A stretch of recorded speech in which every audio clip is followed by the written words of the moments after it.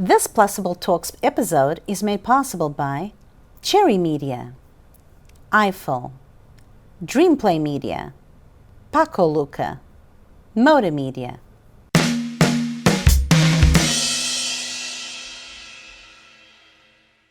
Hello, and welcome to another PLUSABLE Talks. I'm 𝐏𝐋𝐔𝐿𝐒, and today I'm in the very good company of my friend Marcelo Martins, a huge entrepreneur, a huge inspiration, owner of Society, the club, Highwood, and 𝐏𝐋𝐔𝐒, the sports bar, and now his latest endeavor, 𝐏𝐋𝐿𝐒 in New York, a very unique and exquisite Mexican restaurant.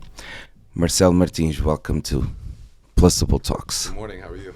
I'm good. Better now that I'm in your company. Well, thank you for having me. Appreciate that.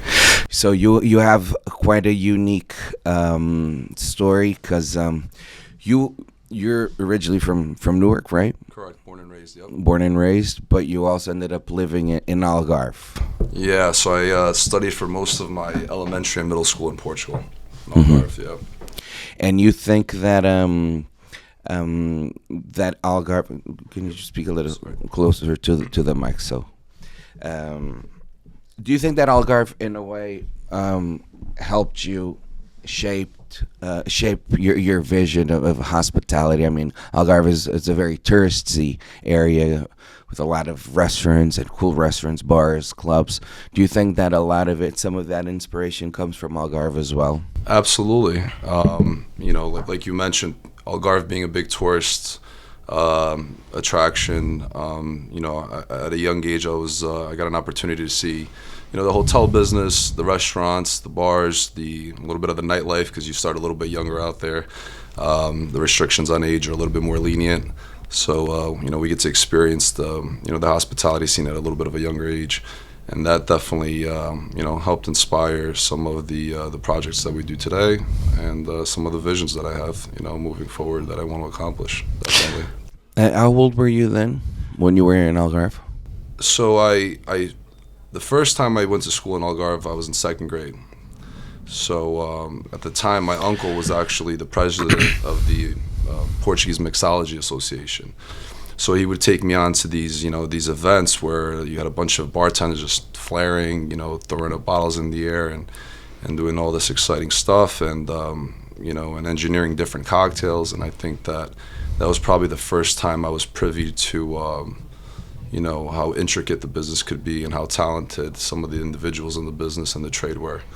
Mm-hmm. So it was definitely a unique experience for sure.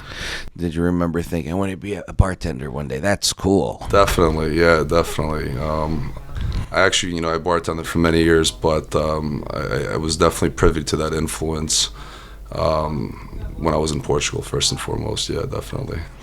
Do you remember when you left from here to Portugal? Were you missing Newark? Were you also excited that you were in Portugal? Did you feel a different type of freedom in Portugal? Because as a younger kid, there's more space. So I think the one thing that I enjoyed about Portugal was the school system in Portugal was a lot less strict than the American education system. I think that the curriculum, the stuff that we learn in Portugal is actually a little bit more advanced, but as far as the restrictions with, if a teacher didn't show up, we didn't have class, so everybody just went to go play soccer. I was never very big on formalized education when I was a little bit younger. I was a little bit rebellious towards it. Mm-hmm. So that setting made things a little bit easier. I spent most of my days playing soccer, but outside of that, I think that it was a little difficult, the language barrier, having to make new friends every time I was traveling. And, I think that those little discomforts, today I look at it as a great thing. It helped shape who I am, and it made me, helped me become a little bit comfortable in new settings and having to adapt. But I think there was pros and cons. So I think mostly positive. Now that I'm an adult and I look back, I see how powerful it was for me. Yeah, it really helped shape who I am today. And you still go back and you like Algarve? You like going? I love it. Yeah, it's like my second home. So I say it all the time. I don't have a home because I'm split between America and Portugal, the Algarve. I think that's just a natural, instinctual thing that happens when you spend so much time there and you spend so much time here. I'm American, born and raised in Newark. I love the country. I'm very patriotic, but I have a very deep attachment to my Portuguese roots, and I love that I had the opportunity to be privy to that culture. And I think that was very special, especially at a young age. And you also speak the language very well. Correct, yep. And I'm sure that in this field, and especially in this area, it helps because close to Portuguese, there's also Spanish, and I'm pretty sure you also deal with a lot of Portuguese speakers and Spanish speakers. Definitely. Most of the people in the trade, especially in the back of house, they either speak Spanish or Portuguese or different languages. So being able to communicate with them, really helped build the company culture that I always wanted to instill in all of our projects. So that was a positive thing for sure. Great. So you come back from Portugal back to Newark, and you come back to the school here again. Yeah. Right. Your high school. Right. So actually, it was I bounced back and forth, and it kind of gets a little sloppy. But I went to school for the first time in Portugal at second grade. Then I came back to America, and then decided to go back for half of third grade.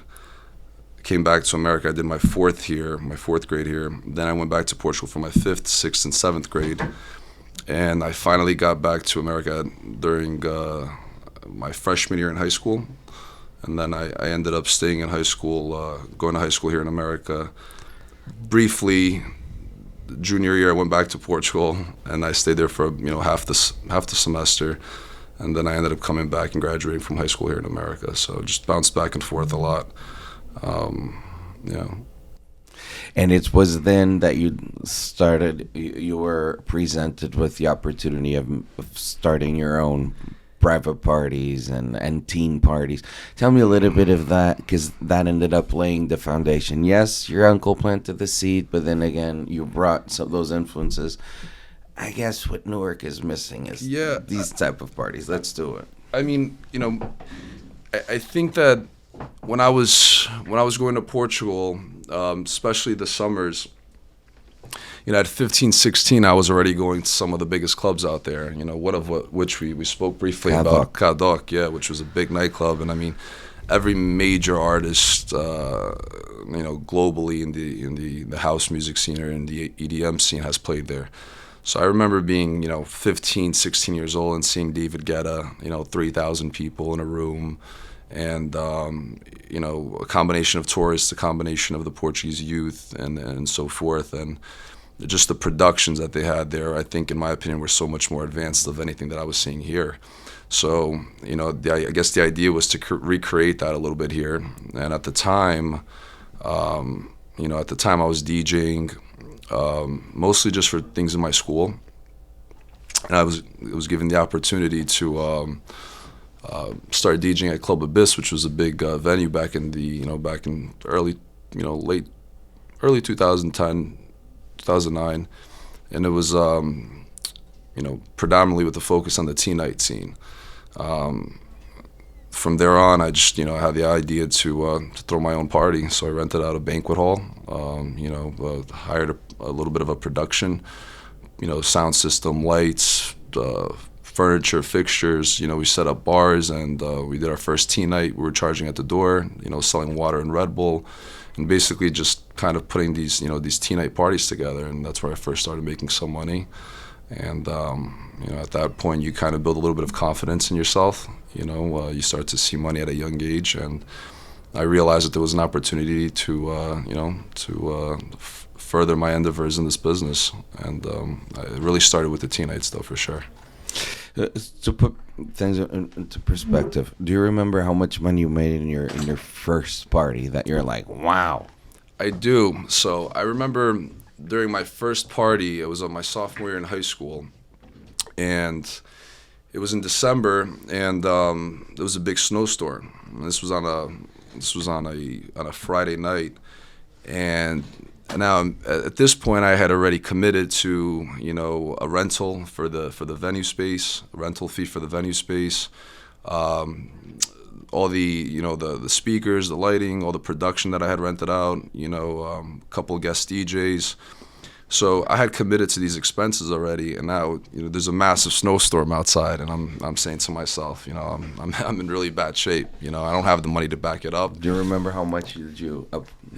Yeah, I was committed for about $4,000 that day. And there's a big snowstorm outside, so we start to panic a little bit. And last minute, we decided to change the theme of the party. We call it Winter Meltdown, and there was an announcement that the snow stopped. So we changed the branding of the flyer. We changed the marketing script, and we go into this new theme, which is Winter Meltdown. And I remember I had my mother driving me around with speakers in the car, and picking up my friends and picking up certain people. And my mother was ready to kill me because she was so, she was scared for me, one, and then two. Once the party starts, she starts to see, the behavior of, of the youth and how they dance and so forth. So my mom's about, 30 minutes into this event, she's grilling me the whole time. She's mad, and I know something's coming. No one's coming to the party yet. We're an hour into the event, and I start to stress this out, because the only person I can ask for the money to back me up really is my mother. I know she doesn't have it at the time, so I'm in a little bit of a pickle, but fortunately enough, we ended up packing the house, and I remember maybe 2 hours into the event, my best friend comes to grab me and he says, your mother needs you at the door, come, hurry. And I'm thinking, a bad situation's happening. I think something happened to my mother. She's at the door collecting my money for me. And luckily enough, when I got to the door, she just needed another bag to, stash the money in. So, I think from that point on, she respected what I was doing.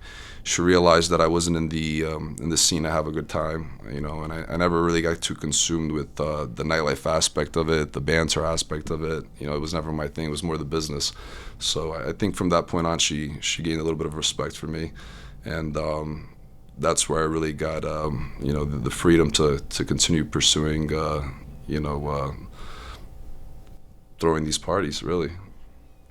So a lot of these parents at a young age associate the nightlife with some sort of a risky place and lifestyle for a younger generation, because obviously the lifestyle or the nightlife could also be associated with a lot of drinking and drugs But in your case, you were the clean cut that made a career out of it. Listen, I definitely no angel. I definitely had my episodes, but I think that I think as a parent, it's your responsibility to show both sides of the coin. And I think everything in life, you could take something positive out of, and you could take something negative out of. And I was very fortunate that my father and my mother, were very impactful in that fashion.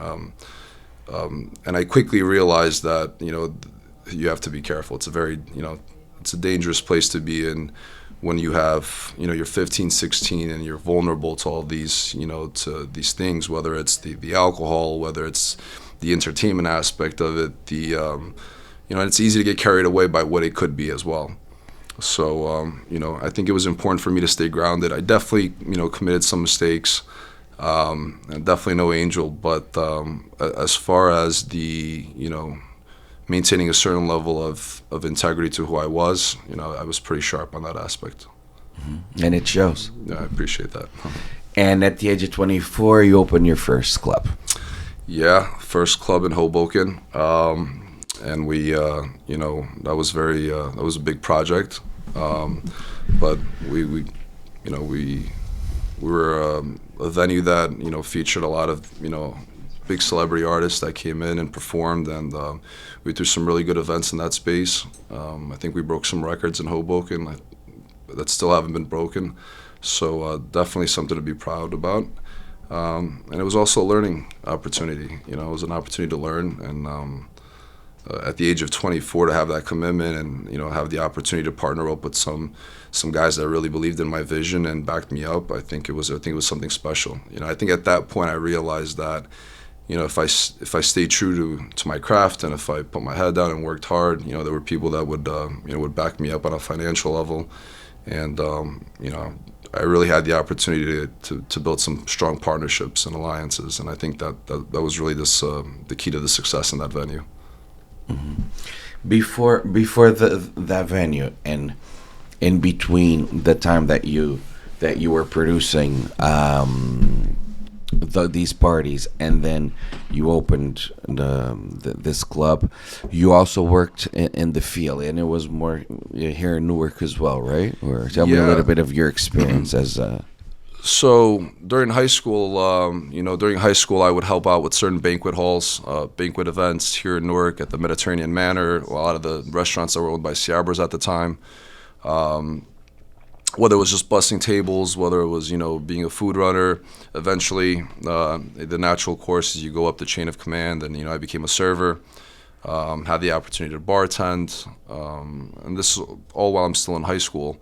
So I think that being privy to, having to do those tasks and having that responsibility, it kind of shaped, who I wanted to be at a very young age. I knew that I had an opportunity to make money, and I saw the opportunity to grow, and as a trade, the trade started to become, something just that I just knew that I wanted to make a career out of. I was good at it, and unfortunately, the dream of becoming a professional soccer player never came into fruition. So you were good at playing soccer?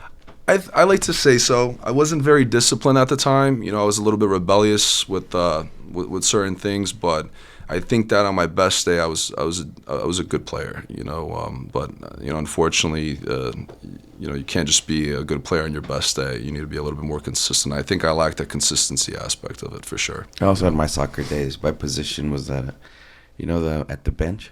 At the bench, yeah. Yeah, Well, I played that position a few times too. That was my position. You remember in Portugal that you had to go like this to choose remember? Yeah. Or no? Okay, so maybe I'm a little older than you. When we used to pick teams, we used to go like two guys and go like this, and then there was like some sort of, and the first one stepping, the other one's foot would get to choose the first player. Yeah. Yes, I guess we would first start by jumping 3 times and then going like that. Sure. I would always be the last one. Last one picked. Almost. So they're like, fine. Well, they say We keep Carlos. It's fine. They save the best for last. Yeah. Right. No, not in that case. Definitely. But so you gain all of that experience and understood, and even that experience with the crowd and all. And then you're like, no, I'm ready. You're a very contagious, charming person. Thank you. Some investors saw a potential in you. Let's do it. Yeah, I think the factor that I had in my favor was that I was young and ambitious, and I didn't go to college. I was, like I said before, I was kind of against the whole idea of formalized education, unless you were becoming something that required that credential. A doctor, a lawyer. You need to go to school to become a doctor. You need to go to school to become an attorney. But to go to school for business, it didn't really make sense with me. It didn't really resonate with me. And, I think I built a little bit of, maybe undeserved confidence at the time with, making money at a young age. And I thought I was going to be the next big entrepreneur right out of high school. And, I learned very quickly that wasn't the case. And I took a lot of losses. I lost a lot of money, but I didn't have an issue reinvesting in myself. It was my money. If I put the money out and something failed, I had an opportunity to learn. And I quickly, built this mantra in my head that anytime I was in my discomfort, it was a perfect opportunity to grow. And I think that, maybe I adopted that too strongly because I constantly was seeking that discomfort. I was constantly seeking that opportunity to be challenged, and that really propelled me in many fashions. And today I look back and it's been nothing but positive, but I definitely put myself through some unnecessary struggles, to be quite honest, but all worth it. Mm-hmm. Do you remember some, because normally we focus a lot on the successful aspect of the story, but you remember some of the mistakes you made? Or Yeah, there's so many more mistakes and failures than the small successes I've achieved so far. I don't, to be quite frank with you, I don't even consider myself successful. I think I'm working in the right direction. But until today, it's been mostly failures and losses, even from a financial standpoint or from the standpoint of accomplishing a mission. And it's been mostly failures for sure. And I think that people like to glamorize the success part, but I think if you don't have that love-hate relationship with your failures, and you don't learn how to become comfortable in that area of discomfort that challenges you, then I think you're doing it for the wrong reasons. You can't work just towards the financial aspect of it. It's not going to be enough to keep the fire burning. So, right. What piece of advice would you give with that mindset to entrepreneurs that would like to try it, but they're kind I don't know? Yeah. I think that you quickly have to realize that, one thing I always did was I always looked at myself in the mirror, and I was always able to be my biggest fan, and I was always able to be my biggest critic. And, that creates a balance where you kind of, you admire yourself a little bit, which gives you the confidence to keep moving forward. But, being your biggest critic, no one can tell you anything that you haven't already told yourself.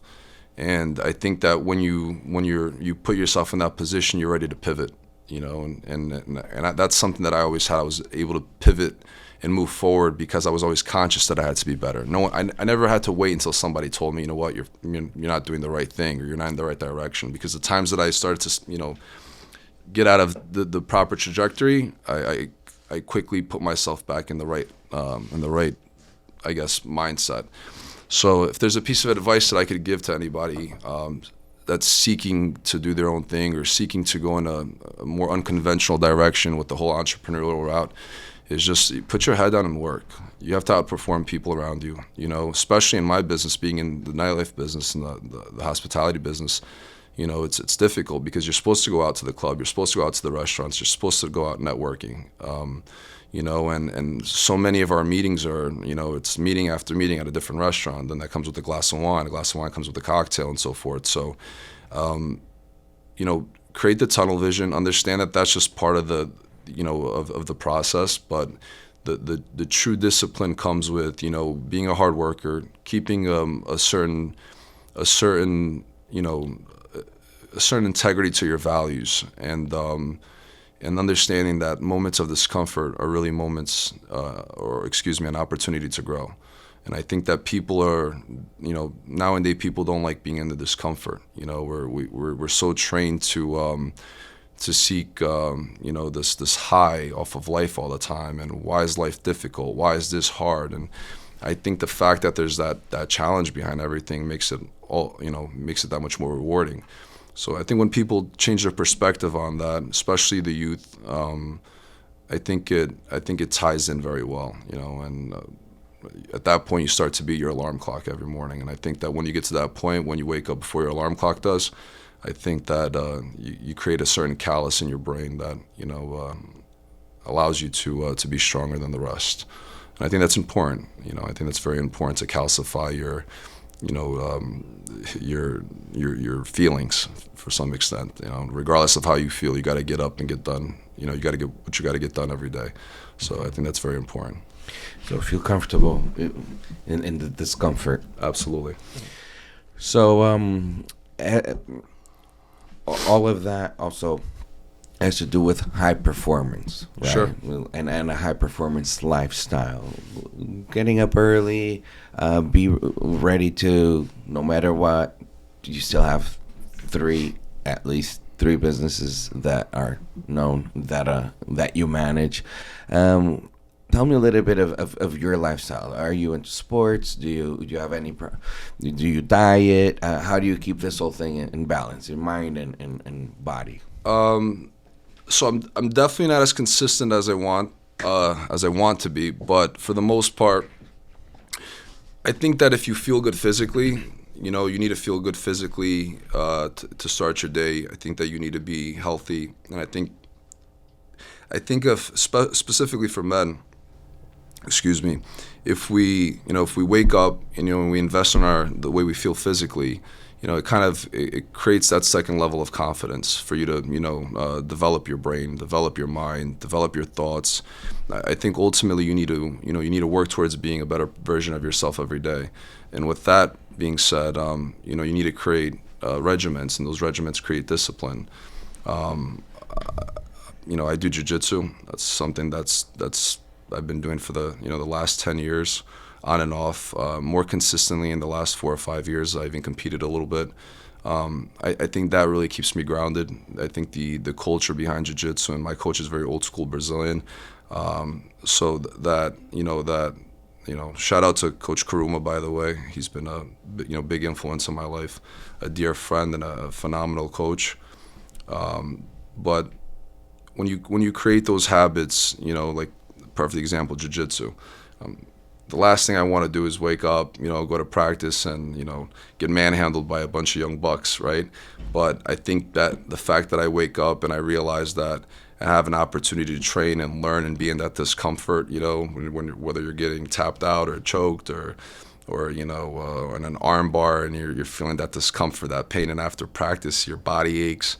It makes you feel a little bit alive, and it makes you realize, wow, I have the opportunity to do this every day. My body's physically intact. I have the ability to do this, and it makes you feel alive, and it promotes this mentality that very similar to the restaurant when you're in the weeds, and you're backed up, the kitchen's backed up, you have a line outside the door, your hostess can't keep up with the seating arrangement. And then you want to still extend proper customer service. You want to extend a good product.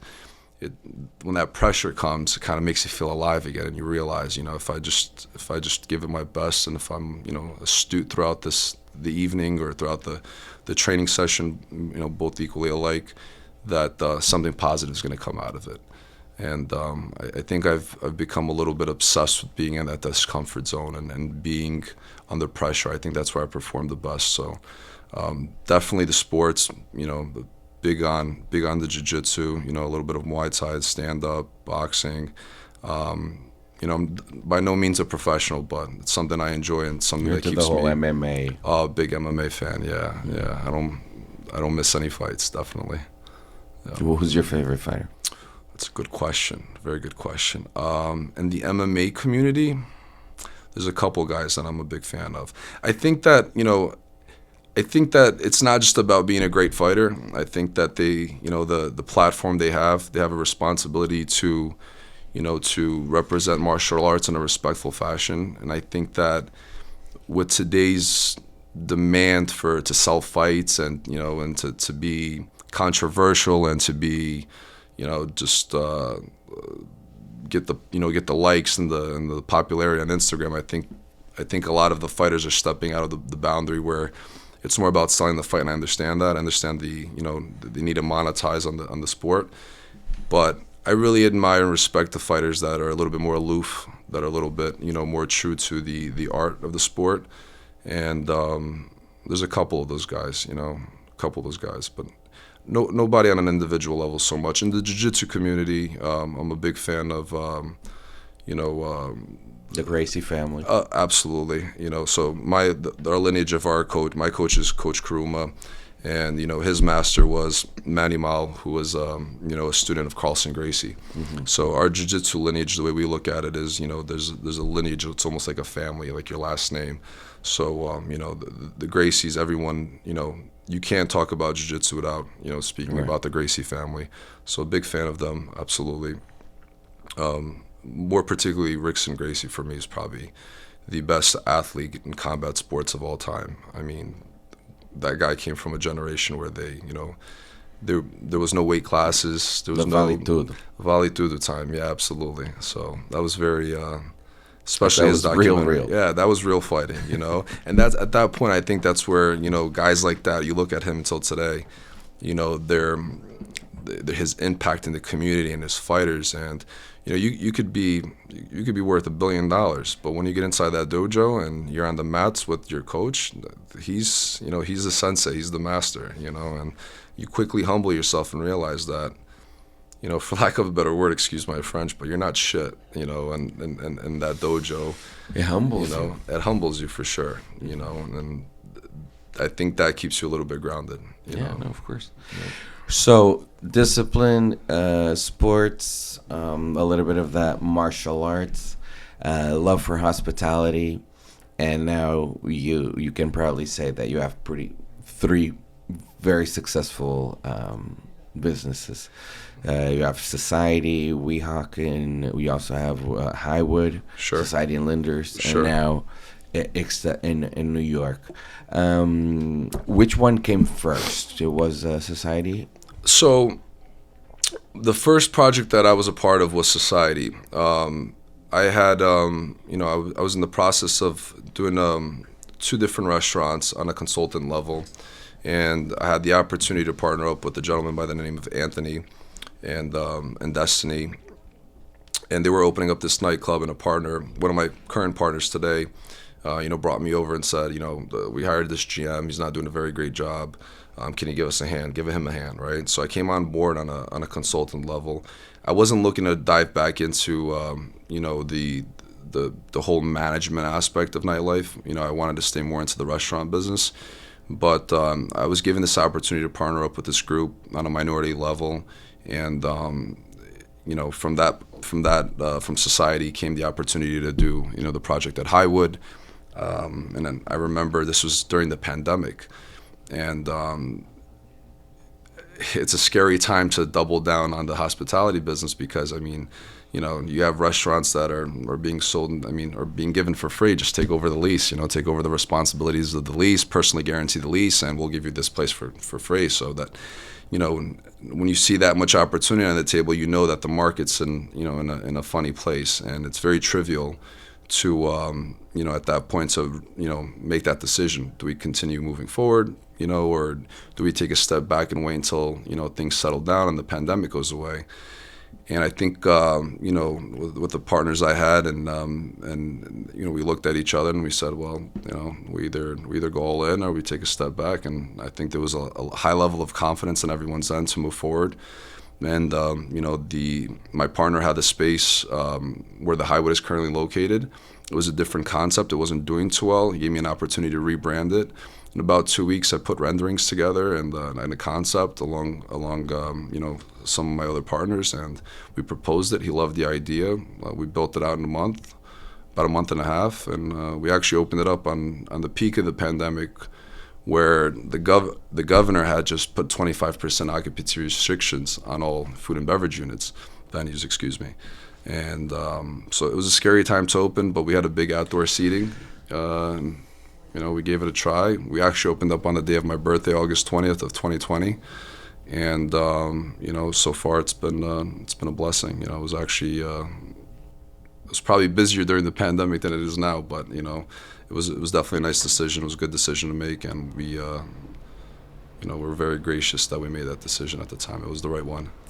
Yeah, and the location is great. It's outside. Definitely. You can see New York. There's a sense of hope.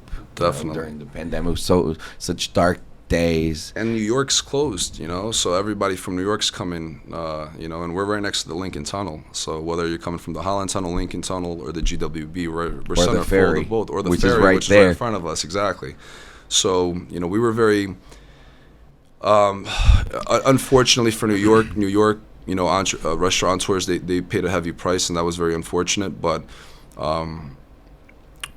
because New York closed down, it really gave us a second tier of a demographic group that was constantly coming in and looking for, especially on the weekends. I mean, we were closing our books for reservations, you know, a couple of days prior to the weekend. That's how busy we were. And during a pandemic, I mean, that was something with a little bit of merit behind it, for sure. Mm-hmm. But although there's also a wide range to your approach to the hospitality. So you come from nightlife, but you book, and you're savvy enough because you also come from this DJ background, and you're into EDM and house music and the whole electronic scene in Europe. You know, Portugal being a big hub for that as well. Definitely. So you have a cool, fancy sports bars still in that loungy. That could also, the Highwood could also be kind of all of these things. Yeah. But you also have society, which is also a place where it's a very, very respectful place within the circuit of EDM, electronic music. I mean, I went there. I went to see Chus and Ceballos. Yeah. Carlos Manassa from Portugal just played there recently as well. So you're very well-rounded in that sense. And a lot of it comes from you. It's not that you. I'm sure you might work with other promoters, maybe consultants here and there, but like you do a lot of this. A lot of this is a result of you and your approach to the business that you know so well. Yeah, so it's definitely not a one-man show. We have a big team. I have a lot of partners in different projects, and to be quite frank, specifically on the Highwood situation and society level, I came on board as a minority partner, and as my relationship developed with the team, there was an opportunity to acquire more of an interest in the company and so forth. But I was always very adamant about being very well-rounded. I wanted to understand the back of house, the financials. I wanted to understand the marketing aspect of it. I wanted to understand the operation aspect of it. And, probably the only book I read, when I was 18, because I wasn't big into reading today. That's changed significantly because I see the value in it. But the first book I read that really made an impact on me was this book, Delivering Happiness by Tony Hsieh, which was the founder of Zappos. This book was pretty much built on company culture. And how he built Zappos to become the best company to work for, and all these other Fortune 500 companies built their model on the Zappos model, and adopting that ideology into the restaurant business and the nightlife business, where I built a company culture based on respect, based on core values, and I think that was the big factor in our success, because if you see most of our employees, they've been with me for about 10 years now, and whether it was from my first management position at Pier 115 when I was 21 till today, a lot of those employees are still with me, and I don't consider them employees. I consider them family. I consider them friends. I know how to draw the professional boundaries within the four walls of when you're conducting business and during service. But they know they can come to me for whatever they need, and they have a friend in me. I always maintain a professional buffer, between both parties, but they have somebody they can count on, and I think that when you inspire people like that, and people have that second vote of confidence in you, they go a lot further for you.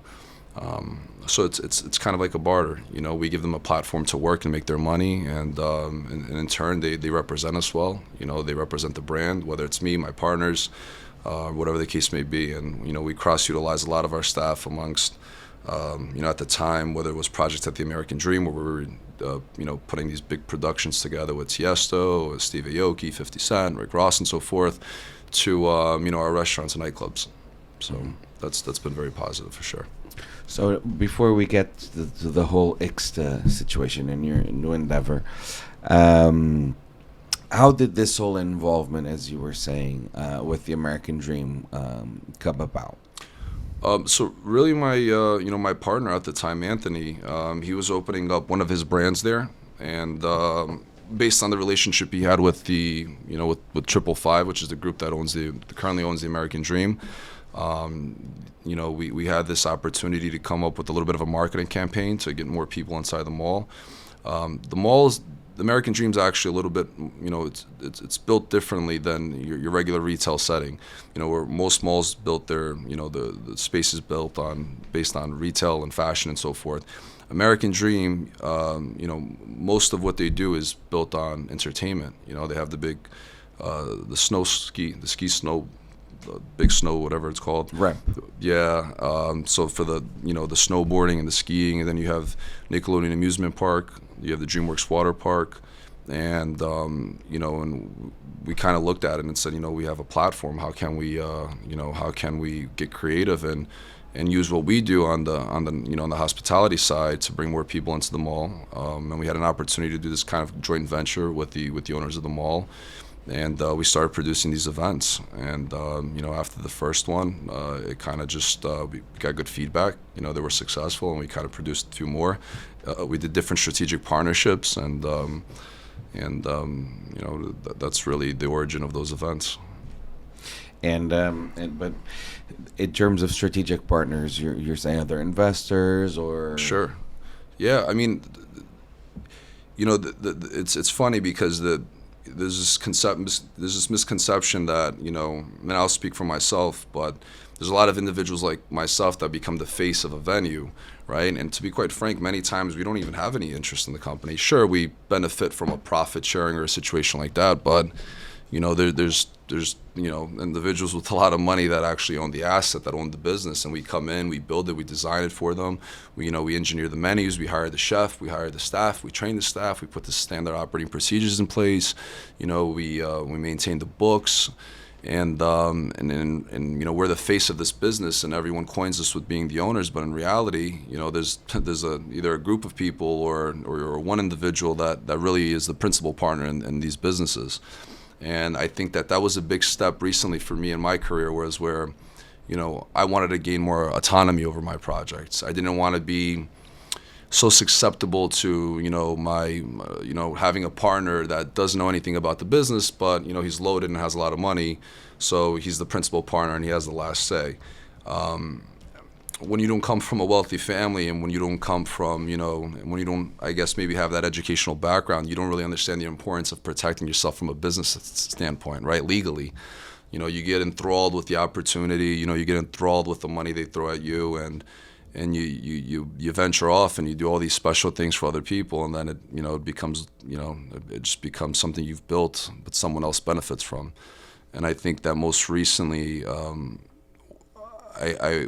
I started to create a little bit of this necessity to be my own man, and to move a little bit more independently, and not be stuck to these to these financial partners that have so much autonomy over what I want to do and how I want to do it.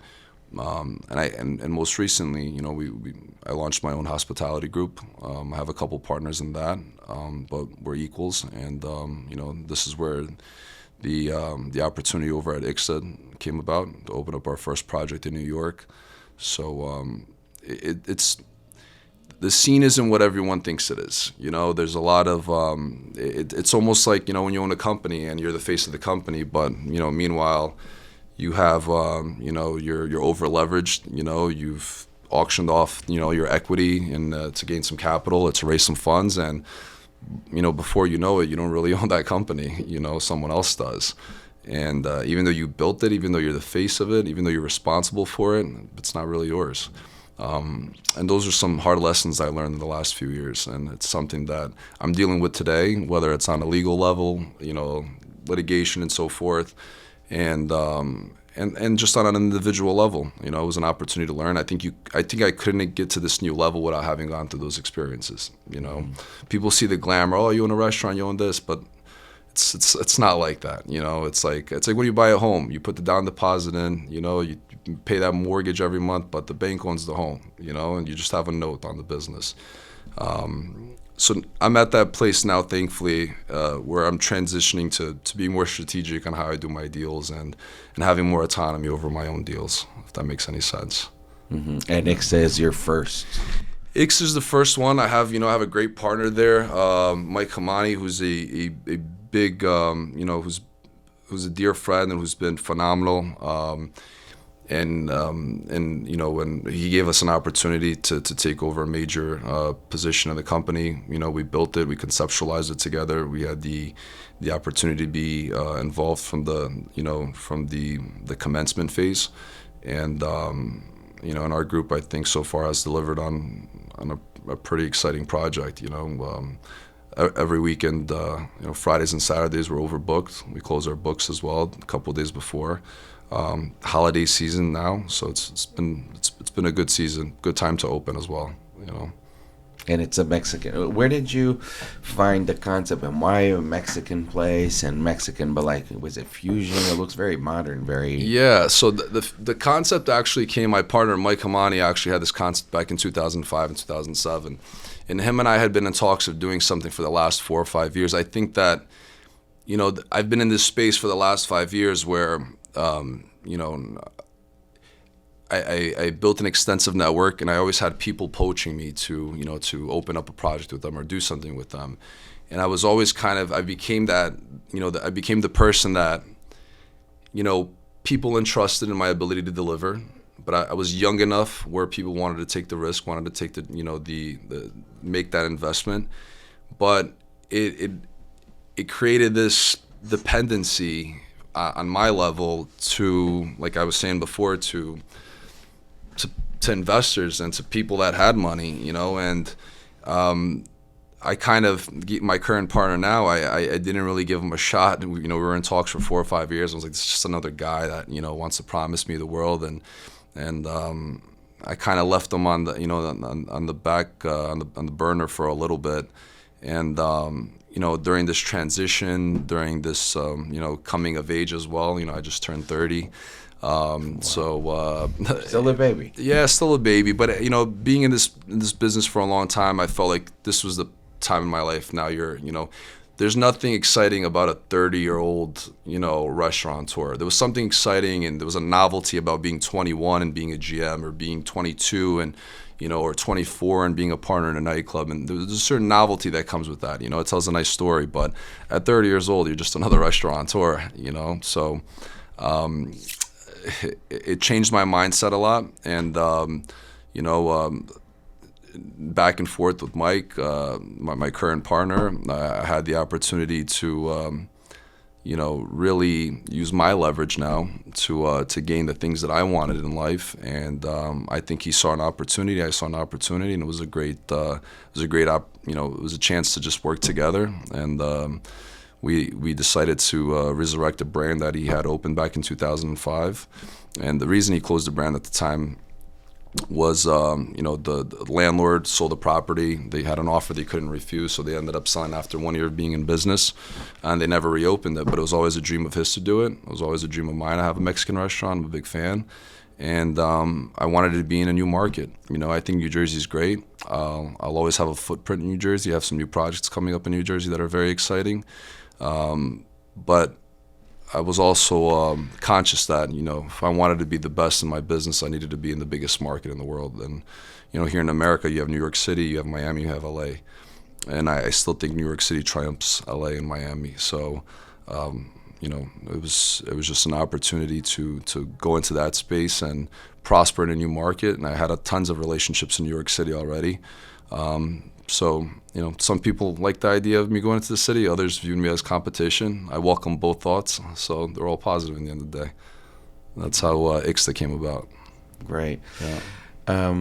Looking back and thinking of you as a young kid, that your mom was very worried. I don't even know if we're gonna have money to pay this. So what did you do? Oh, Marcelo, o que é que tu fizeste? Yeah. To now having these successful and, you know, venues and to booking. So like being a kid and going to 𝐏𝐿𝐻 to see David Guetta, now you're a young adult booking Tiesto at the American Dream Mall. Sure. What goes through your mind if you put things in perspective? There's that moment, right? This happened at the Tiesto show. I remembered, you know, very clearly. There was this moment that, you know, you're kind of just going through it and you don't really feel anything. You know, it's kind of like going into a fight. You know, you want to have the confidence that you're going to walk through this guy, you're going to beat him up, but you want to be humble enough to understand that all it takes is a jab to the chin to put your lights out. And I think that having that approach during these productions, I mean, you know, there's a certain confidentiality that I can't really go into, you know, Tiesto's booking fee, but if you do your due diligence online, you'll see, you know, what his standard price is. And, you know, going from having, you know, being worried about paying $4,000 off in the end of the night to multiple hundreds of thousands of dollars plus private jets and so forth, I think that, you know, the liability completely changes. And I think at that point, you know, when you're putting it all together and you stop and sit there and think like, you know, things have changed. Things have definitely scaled. And I think that if the discomfort if the more the discomfort, then I think the better, you know, that means I'm growing. You know, if I'm just stuck to doing parties where my liability is $4,000, there's at this age there's no discomfort in that. There's nothing that's going to challenge me. You know, $4,000 is $4,000, but if it doesn't go well, it doesn't go well. Now, when you have $1 million event on your hands, you know, and you have partners that you have to, you know, answer to, and you have, you know, a very big groups, and the eyes are on you, the promotion, the marketing, the PR, you know, the critics, you have to deliver, you know, and you have that moment when the production goes alive. And I remember we did Tiesto at the Nickelodeon amusement park, and after a certain time we closed the roller coasters because of drinking and so forth. It's not a good combination having people drinking on roller coasters, right? So. No. But I had, you know, the owners of the mall were great. They opened up one of the rides for us, and one of the rides goes right above the stage, and the, you know, and 5,000 people that were there, 5,500 people that were there. And I remember I was recording, I was with my phone because I'm like, this is the best scene. No one gets to ride the roller coaster. I get to get Tiesto from right up top and get the crowd. And I just remember putting my phone down and said, you know what? I don't want to share this with anyone. This is my moment, you know. And I'm not responsible solely for that event. I had partners, you know, the 𝐓𝐷 guys, Errol, Tommy, which I'm sure you've heard of, you know, Dan Larco. You know, they were the force behind pushing the tickets, the creative aspect of it. You know, Anthony and Destiny on the logistics part, on the production, you know, working with the production team to make sure that, you know, the Meadowlands commissioner wasn't coming down on us. The fire department wasn't coming down with us. You know, we had to abide by certain regulations by the state police because it's a state property at the end of the day. So you're under a microscope and you have to deliver on every aspect of it. But I think that for that one moment, I didn't care what happened. You know, I was just on this roller coaster ride, and it's a slow roller coaster, and it's going above the stage. And I look at Tiesto and I look at the crowd, and I'm like, wow, this is really us. You know, so this was special. That was something very special because I actually saw Tiesto in Portugal, in Algarve. They had this free beach party in Praia da Ora, which is like this, you know, an Albufeira in Algarve, and it was a free event with Tiesto. And I remember seeing this, and I'm like 16, 17. I'm like, this is crazy. You know, there's maybe 10,000 people here. And although we didn't deliver a 10,000 person event, the malls, the occupancy of the of the Nickelodeon Dreams Park was only 5,500, but we packed it out. We had a sold out event, and a lot of great PR came from that. It put us on a new radar, put us on a new map, and from there on, you know, we started to book a lot of other great talent. So that was something very special, definitely. Mm-hmm. And you're still going to be promoting and doing events there? I'm in a transitional phase. Like I said before, I launched my own group, and some former partners of mine and I are still figuring some things out, you know, whether we're going to continue doing business together or whether we're going to part ways. We're figuring out what the direction of everything else is going to be. It's all been positive so forth. You know, there hasn't been any animosity. It's just, you know, people going different directions, and you start to want to, you know, have a bigger piece of what you work so hard for, you know, or to have more of, not necessarily from the financial standpoint, but from the autonomy, you know. I don't want to have to sit down at a table with 10 people and just, you know, and write out the game plan and write out what I want to do, you know. I'd rather do it with 2 or 3 people that I'm fond of and have a good relationship with. We have the same ideas, the same values, and it just makes it more exciting, you know, and it feels like you're working for something that's ultimately yours. It's your work rather than, you know, you have a little bit of input, someone else has a little bit of input, and you kind of have to compromise your vision. But, you know, I'm the restaurateur. I'm the guy in the nightclub scene. I'm the guy that's kind of working and familiar with, you know, the aspect of that business, and not necessarily the guy that's writing, you know, the check for everything. So, you know, I'm in a place where I want to write the check now, you know, and that comes with more responsibility, more liability. But it's again, I think it's the next chapter in my business endeavors for sure. What can people expect from you and from your group now? We're in a good place, you know. We're in a very good place where we decided to take on a few new projects. We have 4 new restaurants, or let me call it food and beverage venues that'll be opening up within the next. By 2023, we'll open up 3 of them. The following year, we'll probably get the 4th one out. But we're committed. We have leases signed. We're fully funded. We're in a good place to really launch this group and have a major, footprint in the hospitality industry between New Jersey and New York. And with that presence, I think it'll really propel us to, being able to possibly do some stuff in bigger markets, maybe, Las Vegas, for example. Something I always wanted to do was, have an invitation from one of the big guys to open up a project in one of their hotels or in one of their resorts, whether it's overseas or whether it's in Vegas, Miami, Dubai. Dubai, yeah, definitely. Dubai is definitely something that we'd like to do. Again, we gotta, be humble, keep our feet on the ground. I like to be a little bit aloof about things. I don't like to talk too much. Keep people on the edge of the seat. Especially in our business, it could get a little, competitive. But definitely 4 new projects, and I think it's going to change the landscape of the hospitality business and how others look at New Jersey as well, because there's a little bit of stigma in New Jersey where it's, New Jersey's New Jersey, and a lot of the big guys from New York City don't come over, the Tao Group guys, the guys over at EMM Group and so forth. But I think we've been pioneers for the last 10 years in the space. Of course, there's, some other very notable groups out here doing some special stuff. But I think we're the leaders in our space. I think we're pioneering a movement. And I want to bring back traditional hospitality. I think as a trade, hospitality has died out a little bit. I'm just very adamant about, keeping the trade alive, developing it, and bringing these concepts into fruition in the next few years, and just giving people new experiences. Absolutely. For the young kids that look at you as a cool DJ promoter that now became this very respectable entrepreneur, what would you like to tell them? Listen, if you have a goal, if you have a vision, or even if you don't have a goal or a vision, put your head down and work. I remember, I graduated high school. My dad said, you got to swim or sink now. My father was very impactful in my life in that aspect. And he took me down Route 17. First place I stopped by was a TGI Fridays at the time. Went inside and I was praying to God I wouldn't get the job. And, I walked in, manager says, you're hired. I'm like, what do you mean I'm hired? You haven't even interviewed me yet. And I guess he was in a desperate position. And I ended up taking a server position there.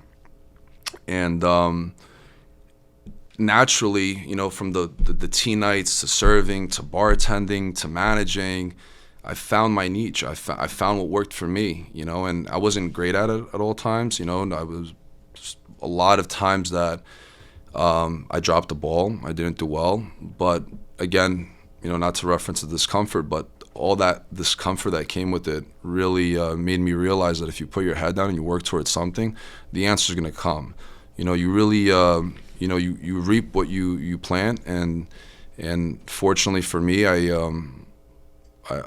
I put my head down and I worked hard, and the answers came. And I encourage people to just put their, to seek their discomfort. If hard work brings you any discomfort, seek it. Work harder. If the gym seeks you discomfort, get in the gym. You're not going to be a professional bodybuilder. You're not going to be, a professional athlete by any means, but it's gonna help you. It's gonna help you build character. It's gonna help you build ambition. It's gonna help you build, like we say, calluses in your hands. And once you kind of build that, you figure out what the message is. You figure out where you're going in life. And I think that part is where you become comfortable saying, you know what? If I take this risk, if I try this, and it fails, it's gonna suck, right? It's gonna set me back a little bit. But the last thing you want to do is, in your older years, is look back and repent and not have taken those risks and those chances. So there's a lot that comes with taking those risks. And they're mostly positive. You might not see it right then and there, and when you fail, it's definitely difficult to maintain a level of aptitude after that. But if you do, I think you figure out the formula to win. And, you know, hard work, perseverance, stay true to your values. You know, you have to have a foundation of values. You need to stand for something. And I think that if you figure that part out, everything else comes together, you know. So great. And definitely. It shows. How can people follow your businesses online? Sure.